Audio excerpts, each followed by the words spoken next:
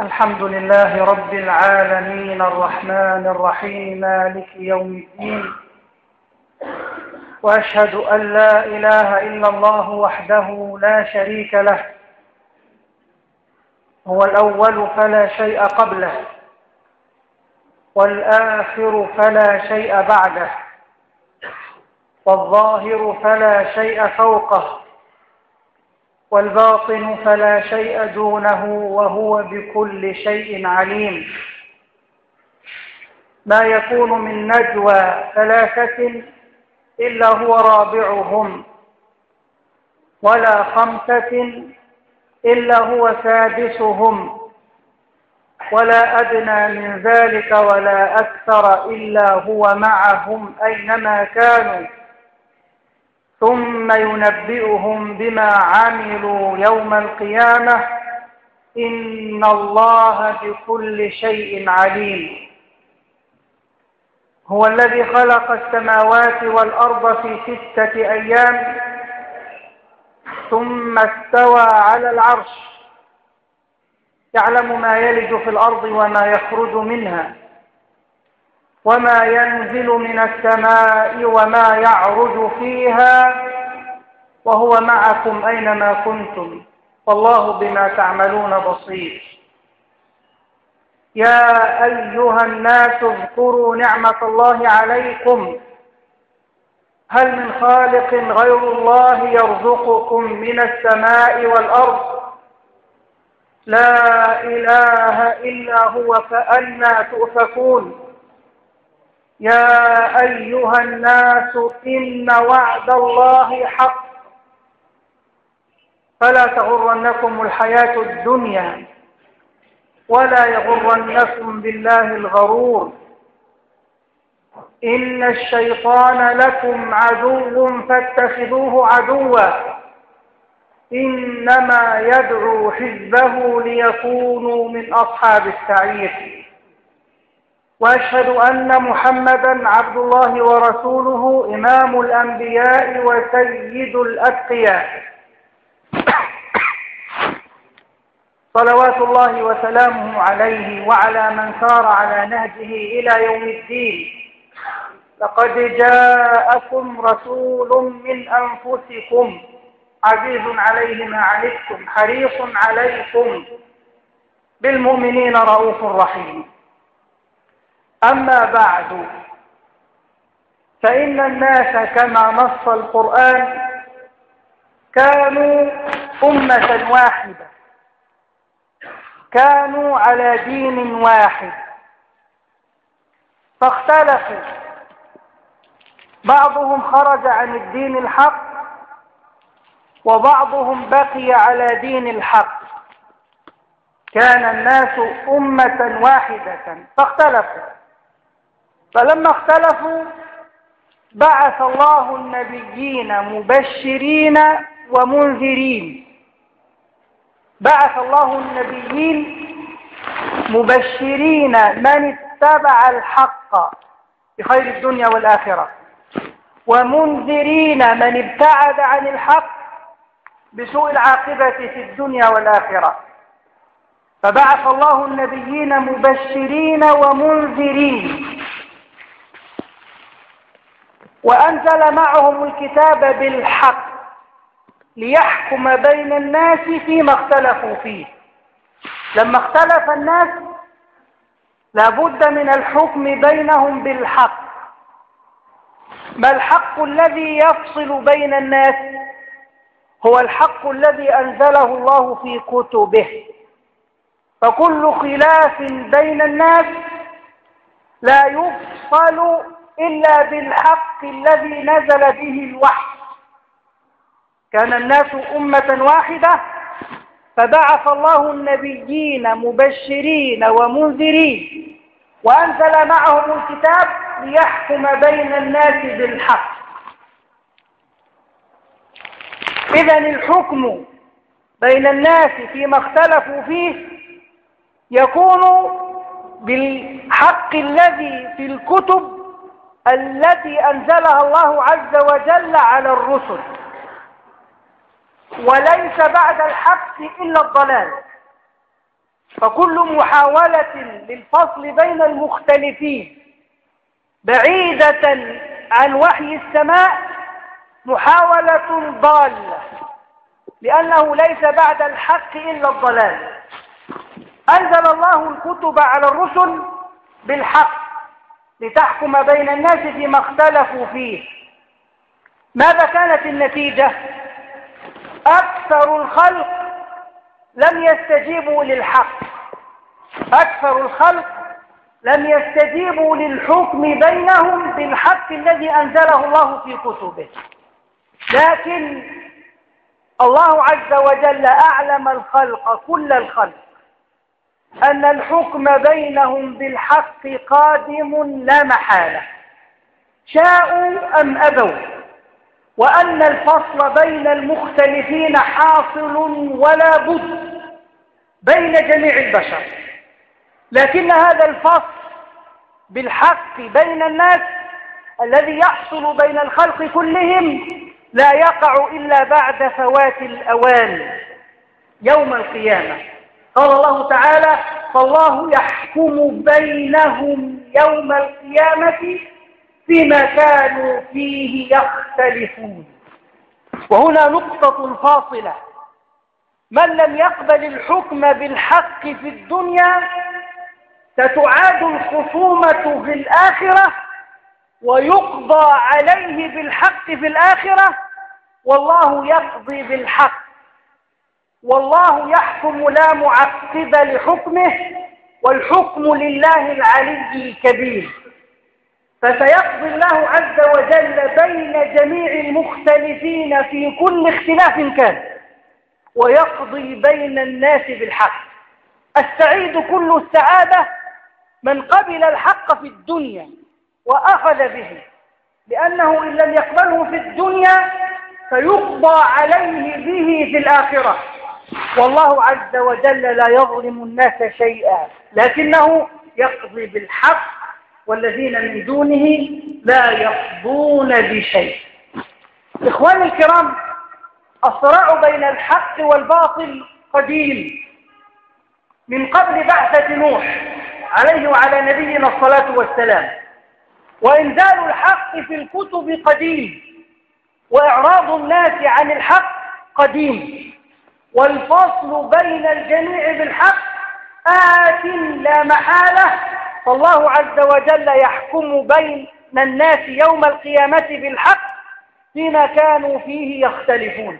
الله تعالى جعل الدنيا مثالا للآخرة، فكل خصومة في الدنيا قائمة ستقوم في الآخرة، والذي يفصل فيها رب العالمين. والموفق من قبل الحق في الدنيا قبل أن يقضى عليه به في الآخرة. في الأحداث الحاصلة في مصر في الفترة الماضية معركة شرسة بين الحق والباطل، وفي هذه المعركة تكال الاتهامات يمينا ويسارا لمن يدعو للإسلام. من يرفع لواء الإسلام في الأحداث الجارية يتهم بتهم شتى، والمنهج أن يعرض المتهمون عن هذه التهم وينطلقوا في بيان الحق، لا يعوقهم عن بيان الحق شيء. بعث الله عز وجل موسى إلى فرعون. قال فرعون: وما رب العالمين؟ قال موسى: رب السماوات والأرض وما بينهما إن كنتم موقنين. قال لمن حوله: تسمعون؟ قال موسى: ربكم ورب آبائكم الأولين. قال فرعون: إن رسولكم الذي أرسل إليكم لمجنون. لم يلتفت موسى لهذه التهمة أبدا ولم يرد عليها، بل مضى يبين الحق الذي بعث به، ولم يتلعثم ولم يتردد لحظة واحدة ليرد على التهمة التي ألقاها عليه فرعون بالجنون. بل مضى يبين الحق دون أن يلتفت إلى هذه التهمة. إخواني الكرام، في المعركة الشرسة الدائرة على مستوى مصر، في معركة الحق مع الضلال، هناك قضايا لا بد من التذكير بها. لا أقول لا بد من توضيحها لأنها واضحة، لكن أقول لا بد من التذكير بها. هذه القضايا نحو 5 قضايا. القضية الأولى: أثناء متابعتك للمعركة الشرسة الدائرة بين الحق والباطل تفجأك قضية تزايد على الدين الحق. هل مع الإسلام دين آخر حق؟ ويصاغ السؤال: هل النصارى كفار؟ يعني هل هناك دين حق غير الإسلام؟ وتجد مسألة تثار والقضية محسومة في الحق الذي نزل به الوحي من السماء. قال الله تعالى: ومن يبتغي غير الإسلام دينا فلن يقبل منه وهو في الآخرة من الخاسرين. فكل دين سوى الإسلام باطل، وكل متدين بدين سوى الإسلام بعد بعثة محمد صلى الله عليه وسلم فهو كافر على ضلال من المخلدين في النار إن مات على هذا. والإسلام فقط هو الدين المقبول عند الله، وما عداه لا يقبل.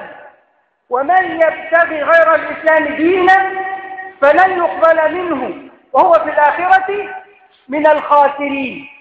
قضية من الوضوح بمكان، لكنك تجد من يثيرها ليشغلك عن مهمة عظمى. تبدأ تدافع وتدفع هذه التهمة وتدخل في معركة جانبية لتنشغل عن الحق الذي أنت مكلف بالعمل به وبالعمل له. إذن القضية الأولى واضحة بينة لا نتكلم فيها إلا على سبيل التذكير: ومن يبتغي غير الإسلام دينا فلن يقبل منه وهو في الآخرة من الخاسرين. وقال الله تعالى: إن الدين عند الله الإسلام. بوضوح تام واختصار شديد: كل دين سوى الإسلام باطل، وكل متدين بدين سوى الإسلام كافر على ضلال مخلد في النار إن مات على ذلك. وهذه من عقائد الإسلام وليست مسألة فقهية تحتمل الخلاف أو الجذب والشك. إذن في هذه المعركة لا تلتفت لمعارك جانبية، وإنما نثبت على الحق مرددا: إن الدين عند الله الإسلام، ومن يبتغي غير الإسلام دينا فلن يقبل منه وهو في الآخرة من الخاسرين. من القضايا التي أثيرت وتثار في المعركة بين الحق والباطل ومن لم يقبلها الآن فيقضى عليه بالحق في الآخرة، قضية تحكيم الإسلام. الله عز وجل يقول في الحق الذي نزل من السماء: فلا وربك لا يؤمنون حتى يحكموك فيما شجر بينهم. ويقول: ومن لم يحكم بما أنزل الله فأولئك هم الكافرون. ويقول: ومن لم يحكم بما أنزل الله فأولئك هم الظالمون. ويقول: ومن لم يحكم بما أنزل الله فأولئك هم الفاسقون. ويقول: إن الحكم إلا لله. ويقول: فالحكم لله العلي الكبير. والله عز وجل يحكم لا معقب لحكمه، فالحكم لله. ويقول عز وجل: أفحكم الجاهلية يبغون ومن أحسن من الله حكما لقوم يوقنون. الحكم بالإسلام ليس اختياريا، ما كان لمؤمن ولا مؤمنة إذا قضى الله ورسوله أمرا أن يكون لهم الخيرة من أمرهم. إخواني الكرام، من يبتعد عن هذا السبيل ضل ضلالا بعيدا، والحكم بالإسلام فرض نازل ليس أمرا اختياريا. إذن كل دين سوى الإسلام باطل، وكل متدين بدين سوى الإسلام كافر، مخلد في النار إن مات على ذلك. إذن الحكم بالإسلام ليس اختياريا، وإنما هو أمر مفروض كالصلاة وكالشهادتين، لا يقبل شدا ولا جزما. والله عز وجل تحدث حديثا طويلا في كتابه الكريم عن أحقية تحكيم كتابه، ونفى الإيمان وحكم بالكفر والفسق والظلم على من حكم غير كتاب الله عز وجل وغير سنة نبيه صلى الله عليه وسلم.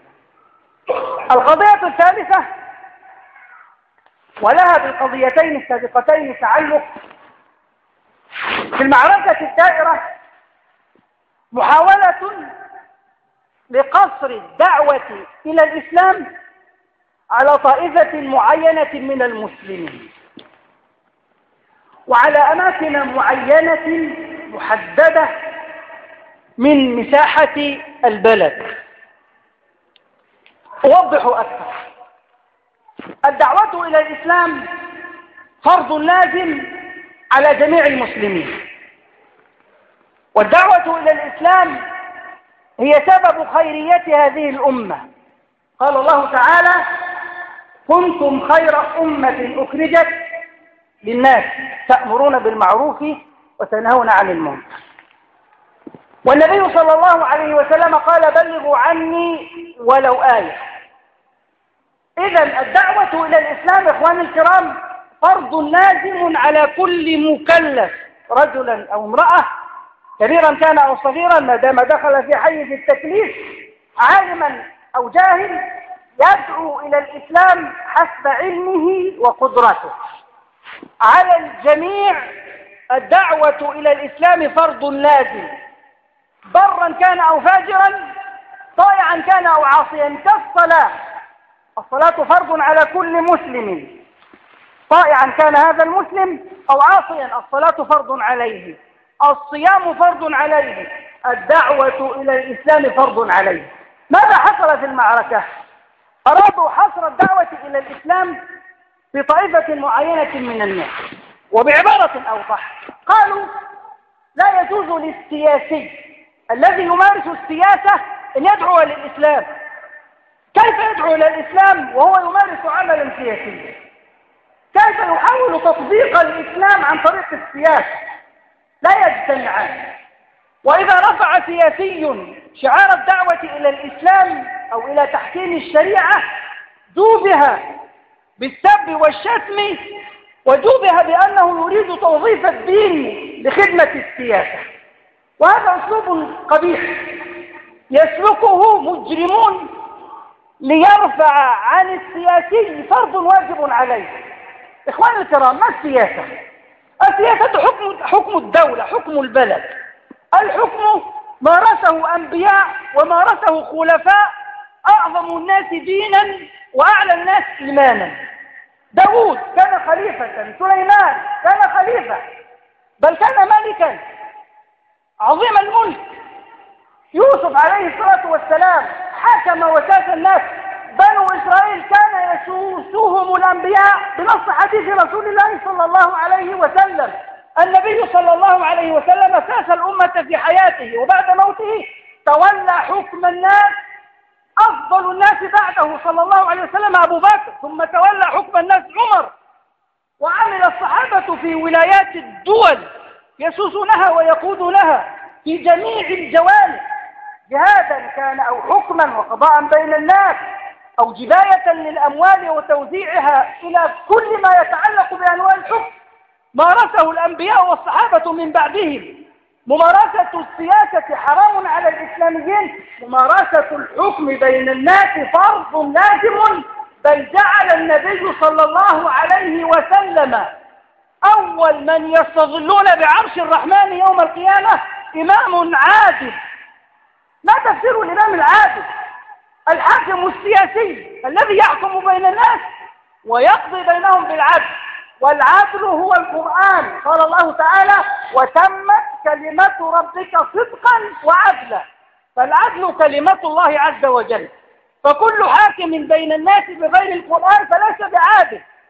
إخواني الكرام، أريد تشويه أي دعوة سياسية ترفع شعار الإسلام، ونجحوا إلى حد بعيد حتى أن كثيرا من المسلمين الطيبين لا يحب مثلا في حملة انتخابية أو في برنامج سياسي، أو لا يقبل من سياسي أن يتحدث عن الإسلام ويدعو إلى تطبيقه في الناس، حتى إن بعض الإسلاميين يتحدثون في الحكم بالإسلام بوجل وبنوع من المواربة، وهذا تقصير شديد. الدعوة إلى الإسلام فرض لازم على الجميع، والسعي إلى تحكيم شرع الله فرض لازم على الجميع، سياسيا كان أو اقتصاديا أو داعية فوق منبر أو مدرسا في مدرسة أو مهندسا في مصنع أو تاجرا في متجر، طائعا كان أو عاصيا، فرض على كل المسلمين أن يعملوا لهذا الدين وأن يقوموا بالدعوة إليه، وليست الدعوة إلى الإسلام مقصورة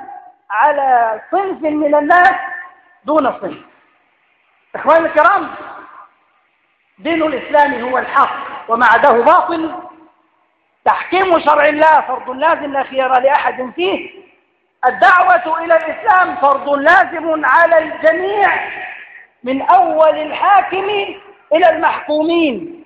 الجيش فرض عليه أن يدعو إلى الإسلام، الوزارات الحكومة فرض عليها أن تدعو إلى الإسلام، المناهج التعليمية يجب أن توضع على وفق الإسلام، والقائمون عليها يجب عليهم الدعوة إلى الإسلام. وحتى لا أطيل وأكرر، الدعوة إلى الإسلام فرض لازم على كل أحد حسب علمه وقدرته، والله عز وجل يعين من أقبل عليه. أقول هذا وأستغفر الله لي ولكم.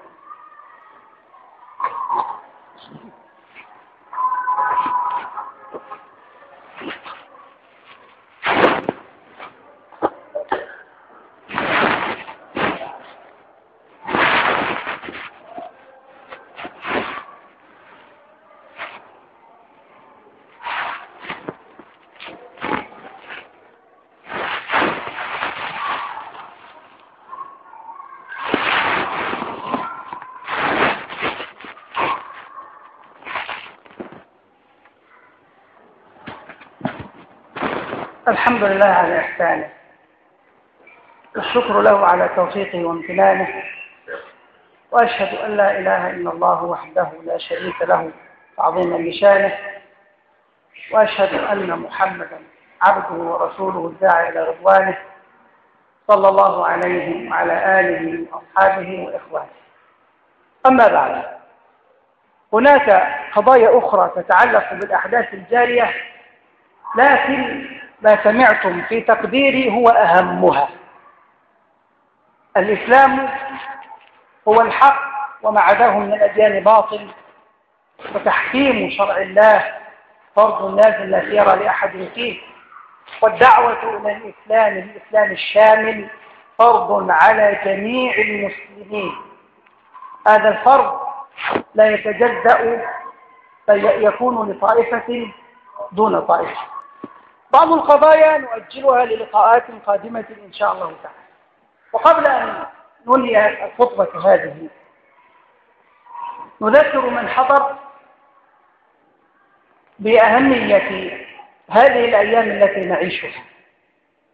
أقصد الأهمية الشرعية للعشر الأول من شهر ذي الحجة. اليوم هو اليوم الأول ثاني الأيام، وقد قال صلى الله عليه وسلم: ما من أيام العمل الصالح أزكى فيها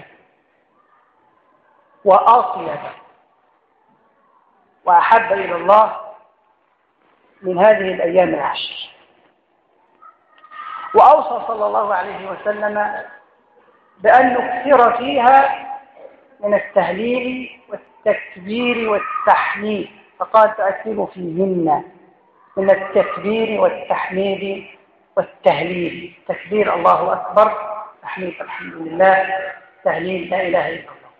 ويجمع هذه الثلاثة الصيغة المشهورة في تكبير الأعياد: الله أكبر الله أكبر الله أكبر. لا إله إلا الله، الله أكبر الله أكبر ولله الحمد. فهذه سنة منذ أذان المغرب الماضي من الأمس، من وقت أذان المغرب بدأت هذه السنة. والتكبير في هذه العشر على نوعين: تكبير مطلق في جميع الأوقات والأماكن غير محدد بزمن ولا مكان، مطلق ليلا ونهارا، في أماكن، في الشوارع، في البيوت يتعلم منك الأطفال هذه السنة الطيبة.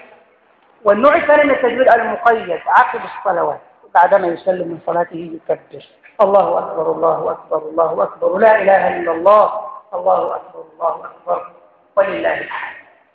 هذه الأيام العمل الصالح فيها أحب إلى الله من العمل الصالح في غيرها، حتى إن أكثر أهل العلم فضلوا 10 ذي الحجة على العشر الأخير من رمضان، وطائفة فضلت العشر الأخير من رمضان على 10 ذي الحجة، وتوسطت طائفة ثالثة فقالت العشر الأخير في رمضان لياليه أفضل من ليالي هذه العشر، لأن فيها ليلة القدر. والعشر الأول من ذي الحجة نهاره أفضل من نهار العشر الأخير في رمضان. قال ابن كثير: وبهذا يجتمع شمل الأدلة. فلعل هذا هو الصواب إن شاء الله تعالى، أن ليالي العشر الأخير من رمضان أفضل من هذه الليالي، ونهار هذه الأيام أفضل من نهار العشر الأخير في رمضان. فالنبي صلى الله عليه وسلم بين أنه لا يوجد عمل في هذه الأيام صالح إلا والله يحبه أكثر من بقية الأيام. ما من أيام العمل الصالح فيها أحب إلى الله من أيام العشر. قال الصحابة: ولا الجهاد؟ قال: ولا الجهاد، إلا صورة واحدة: مجاهد يخرج بنفسه وماله، والجواد الذي يركبه ليس من بيت المال، جواده يملكه من ماله هو، فخرج مجاهدا بنفسه وماله فلم يرجع من ذلك بشيء، قتل في سبيل الله شهيدا وذهب ماله. هذا العمل هو أفضل من هذه الصورة أفضل من بقية الأعمال الصالحة في العشر، مما يبين لك أن الأعمال الصالحة في هذه العشر مهمة جدا وأحب إلى الله من الأعمال الصالحة في غيرها. الأعمال المعتادة، ثم يمكن أن تضيف إليها صوم النوافل، وتكثر من صلة الرحم، وتصلح بينك وبين أخيك إن كان فيه شحناء أو بغضاء، وتعطي المحتاج، مع ما اختصت به هذه الأيام من التكبير الذي لا تكاد تسمعه وأنت تمشي في الشوارع، فإنها سنة مهجورة فلتحييها إذا سمعت أحد كبر بتكبيرك، وهذه سنة من السنن المهجورة. ومن الأعمال الفاضلة في هذه العشر الأضحية، ولعلنا نتكلم عنها حديثا مختصرا بعد الصلاة إن شاء الله. أسأل الله عز وجل أن يصلح قلوبنا وأعمالنا، وأن يجعلنا على الوجه الذي يرضيه، ونسأل الله أن يرينا الحق حقا ويرزقنا اتباعه، وأن يرينا الباطل باطلا ويرزقنا اجتنابه. اللهم اقسم لنا من خشيتك ما تحول به بيننا وبين معصيتك، ومن طاعتك ما تبلغنا به جنتك، ومن اليقين ما تهون به علينا مصائب الدنيا، ومتعنا بأسماعنا وأبصارنا وقوتنا ما أبقيتنا، واجعل الوارث منا، واجعل ثأرنا على من ظلمنا، وانصرنا على من عادانا، ولا تجعل مصيبتنا في ديننا، ولا تجعل الدنيا أكبر همنا ولا مبلغ علمنا، ولا تسلط علينا من لا يرحمنا.